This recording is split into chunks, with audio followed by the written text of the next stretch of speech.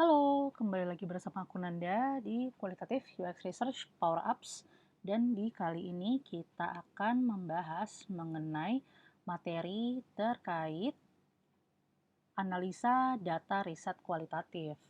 Nah, kemarin-kemarin kan kita sudah ngomongin tentang pelaksanaannya. Sekarang mari kita ngomongin tentang bagaimana cara menganalisa datanya, bermulai dari sumber analisanya terlebih dahulu. Jadi secara umum terdapat dua sumber data untuk dianalisa. Yang pertama adalah sumber primer dan yang kedua adalah sumber sekunder. Kalau misalnya sumber primer itu seperti namanya adalah sumber data di mana data yang kita dapatkan itu sifatnya langsung kita ambil. Contohnya ketika kita melakukan rekaman interview gitu ya. Misalnya seperti transkrip, catatan, rekaman gitu, note taking itu masuknya ke sumber primer. Lalu juga materi yang dihasilkan dari partisipan. Contohnya kalau lagi card sorting, bagaimana partisipan tersebut mengurutkan kartu-kartu gitu ya. Lalu kalau misalnya mereka diminta untuk diary study, gimana dokumen-dokumen yang mereka berikan dan mereka kirimkan ke kita. Lalu juga ada lagi catatan atau rekaman observasi yang mungkin diperoleh kalau melakukan tinjauan lapangan, seperti ketika melakukan etnografi. Lalu sumber yang kedua yaitu sumber sekunder, ini biasanya datanya contohnya seperti ketika kita menyebar screener gitu. Jadi kita juga bisa menganalisa nih trennya seperti apa dari orang-orang yang kita undang misalnya untuk ikut sesi riset kita.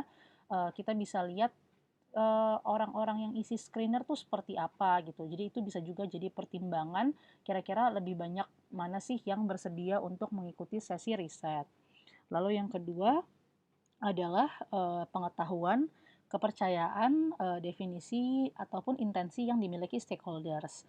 Maksud ini secara sederhana adalah hal-hal yang dimiliki oleh stakeholders yang bisa membantu kita untuk kita analisa dan kita elaborasi dalam report secara lebih lanjut gitu. Jadi kadang-kadang kan kita conduct data itu primer gitu ya, tapi stakeholders biasanya punya data-data lain yang mungkin bisa kita pertimbangkan untuk kita olah juga dalam riset kita. Misalnya data internal gitu ya, dari data analis atau mungkin riset sebelumnya yang sudah dimiliki oleh stakeholders atau mungkin data terkait dengan tren gitu.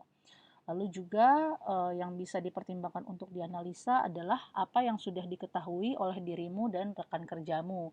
Jadi terkadang riset yang sudah dilakukan itu kan bisa saja sebelumnya juga sudah pernah dikomplement oleh orang lain gitu. Jadi bisa dipakai juga kalau misalnya ada findings-findings yang kira-kira terkait dengan riset yang sedang kalian lakukan dan sekiranya masih relevan. Itu bisa dijadikan bahan analisa tambahan. Lalu tentunya bisa juga menggunakan dokumentasi lainnya, seperti misalnya desk research, yaitu yang kalian lakukan sendiri gitu ya, atau mungkin yang sebelumnya sudah ada, bisa juga dari riset-riset yang dilakukan di luar tim kalian gitu. Jadi mungkin bisa dari jurnal atau mungkin dari mungkin konsultan luar gitu atau dari market research gitu, data-data yang ditemui dari internet begitu sih. Oke, next. Jadi ini adalah best practice dalam melakukan analisa data. Ada beberapa hal yang perlu diperhatikan nih ketika melakukan si analisa data itu sendiri. Yang pertama adalah bisa melakukan yang namanya menulis post group notes gitu. Jadi ini bisa digunakan untuk melengkapi transkrip atau analisa konten. Jadi di sini ibaratnya post-it ini digunakan sebagai side note saja untuk melakukan observasi ketika riset itu berlangsung, partisipan tuh menampilkan dirinya seperti apa atau mungkin ada hal-hal unik yang ditampilkan oleh partisipan gitu. Itu juga bisa di note down agar nanti bisa dijadikan bahan analisa. Lalu yang kedua, bisa gunakan rekaman video untuk tipe-tipe riset tertentu gitu ya. Jadi, kalau misalnya kita ngomongin terkait dengan, etnografi gitu, tentang bagaimana orang itu misalnya mengatur, stok dan lain-lain, kalau misalnya partisipannya berkenan, mungkin bisa juga divideokan agar dokumentasinya menjadi lebih, lengkap dan juga data yang didapat bisa komprehensif. Jadi, dengan adanya rekaman video gitu ya, atau mungkin, cara untuk mendokumentasikan seperti foto gitu, lalu juga kombinasi dengan melaksanakan atau menulis notes juga, kita bisa memperhatikan bagaimana, partisipan itu merespon kita gitu.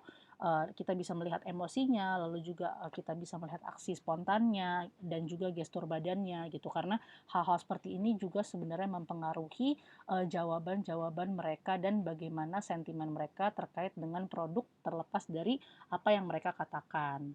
Nah, di sini ada lagi metode khusus untuk FGD. Jadi di sini harus diperhatikan juga apakah dalam metode FGD ini ketika dilangsungkan ada yang dominan atau tidak. Lalu juga bagaimana tingkah lakunya si partisipan tersebut ketika sesi berlangsung, apakah ada yang mungkin lebih diam dibanding yang lain, itu memang harus dicoba untuk lebih di-note down gitu ya. Karena moderator atau researcher di sini tugasnya juga harus melihat dan juga mempengaruhi situasi serta point out itu ketika melakukan analisa data. Jadi harus diketahui juga apakah opini yang didapatkan dalam sesi FGD itu diungkapkannya hanya merupakan pendapat satu orang atau memang sudah sebenarnya merepresentasikan partisipan-partisipan yang ingin dituju seperti goalnya metode FGD itu sendiri. Oke, jadi untuk video kali ini bahasanku akan tentang itu saja. Sampai bertemu di bahasan selanjutnya. Dadah.